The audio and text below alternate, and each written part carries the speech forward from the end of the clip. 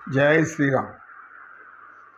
సత్యనిష్ట గురువు ఆయన ధ్యానం నుంచి వచ్చి శిష్యులను చూసి, నాయనలారా, మనం ఇప్పుడు చెప్పుకుంటున్న ధారణ స్థితులన్నీ కూడా చక్కగా మీరు గ్రహించే ఉంటారు. అయితే ఇది మనసుని బలవంతం చేసేటటువంటి శక్తివంతమైన అస్త్రము అని గమనించుకోవాలి. అందరూ కూడా శస్త్రం కాదు, అస్త్రం. శస్త్రానికి అస్త్రానికి చాలా తేడా ఉంది.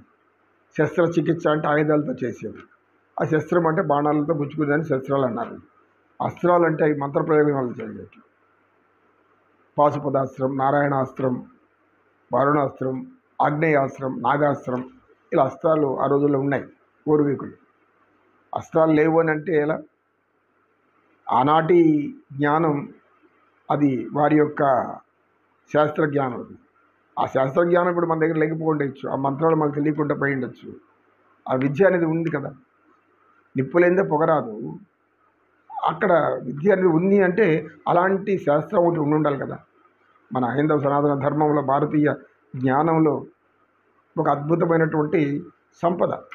ఈరోజు మనం అణుబాంబులు, ఆటం బాంబులు ఇవి వేసుకుంటున్నాం.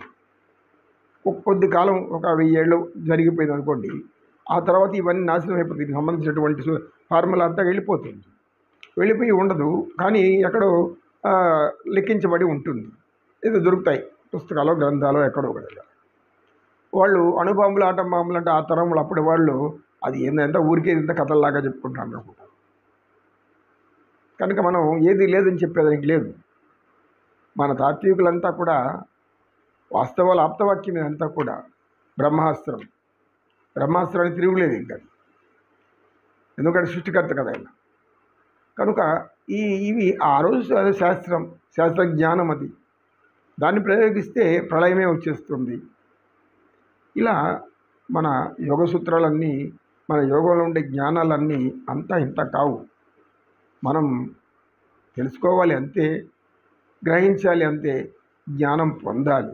జ్ఞానం పొందకపోతే మనిషికి అది భారతీయుడుగా, హైందవ ధర్మాన్ని ఆచరించేవాడుగా, మతం మనం చెప్పేది మతం గురించి చెప్పడం లేదు. మనకి మతము అని ఎందుకు ఏర్పరచుకున్నామంటే మనలో ఉండే తమో గుణాన్ని అంతం చేయడానికి. మతము అంటే మనిషిలోని తమో గుణాన్ని అంతం చేసేది, అంటే అజ్ఞానాన్ని పారదోలి జ్ఞానం ఇచ్చేది. అందుకు దాన్ని జ్ఞానం సంపోయేది కాదు. జ్ఞానం అంటే సమత్వం, అన్నీ సమానంగా చూడు అని అర్థం.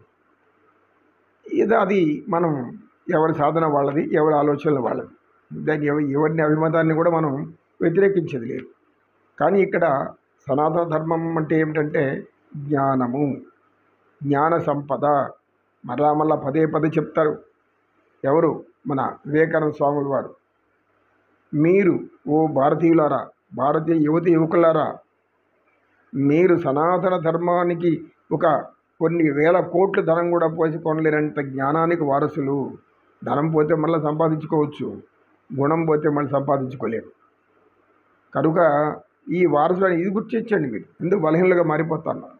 ఆధారపడింది అంటారు ఆయన వివేకానంద స్వామి. ఆయన బోధనలంతా అలాగే ఉంటాయి.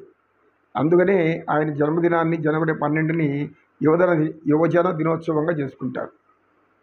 యువతీ యువకులను చైతన్యవంతులు చెయ్యాలి, యువతీ యువకులు చైతన్యవంతులు కావాలి. ఈ జ్ఞానం వారికి, నాలాంటి ముసలిళ్ళకి కాదు. వయసు అయిపోయిన వాళ్ళకి జ్ఞానం నేర్చుకుని ఏం చేశారు? వయసు అయిపోయినాక అనేక రకాల సమస్యలు ఉంటాయి. ఇంట్లో కూర్చొని ఇంట్లో ఎవరో వండి పెట్టి తింటా కూర్చోవాలి తప్ప ఇంకేం చేయలేము. అది కూడా అయితే మనం వంట చేసుకొని తినాల్సిందే. కనుక ఈ జ్ఞానం యువతీ యువకులకు నేర్చుకుంటే చాలా మంచిది. ఒకసారి మనసు పెట్టి సాధన చేస్తే సాధ్యంగా అంత ఏమీ లేదు. జ్ఞానము అనేది ఏమిటో తెలుసుకోవాలి. ఆ జ్ఞానంలో ఉన్నటువంటి అత్యంత రహస్యాలు ఏమో తెలుసుకుంటే మనం ఒక్కొక్కరు ఒక్కొక్క సింహంగా మారిపోతారు. ఇంకా ఏదేదో కూడా మారిపోవచ్చు, చాలా గొప్పగా. కనుక మనంత జ్ఞానం మనలో ఉంది, మన సనాతన ధర్మంలో ఉంది. సనాతన ధర్మం అని చెప్పు కొంతమంది రెచ్చగొడుతూ ఉంటారు జనాలు. దయచేసి మీరు రెచ్చిపోబాకండి. ఆవేశం అనేది మన జ్ఞానం కాదు, ఆక్రోశం అనేది మన జ్ఞానం కాదు. భయము అనేది కూడా మన జ్ఞానం కాదు. పిరికితనం అనేది అసలు మన జ్ఞానంలోనే లేదు. ఒక్కొక్కడు ఒక్కొక్క అర్జునుడు, ఒక్కొక్క భీముడు ఎంతో నైపుణ్యం కలిగిన ధర్మానికి మారుపేరైన ధర్మరాజు లాంటి వాళ్ళు ధర్మంలో ఆచరణలో ఎవరైనా హింసకు దిగితే భీముడు లాంటి వాళ్ళు, అర్జునుడు లాంటి వాళ్ళు. కనుక అహింసో పరమధర్మ, అహింస ధర్మహింస తదైవ చ. ఇది మన జ్ఞానంలో ఉన్నటువంటి ఒక నిజస్వరూపం. కనుక ఎవరైతే మానసికంగా బలహీనతగా ఉన్నారో, ముఖ్యంగా ఈ కాలం అంది యోగపరంగా నేను గమనిస్తూ ఉంటే మనం ఆడబిడ్డలు చిన్న వయసులో అంటే యుక్త వయసులోనే వాళ్ళు మానసికంగా బలహీనలైపోతున్నారు. దీనికి కారణం మనం తల్లిదండ్రులు ఆలోచించాలి.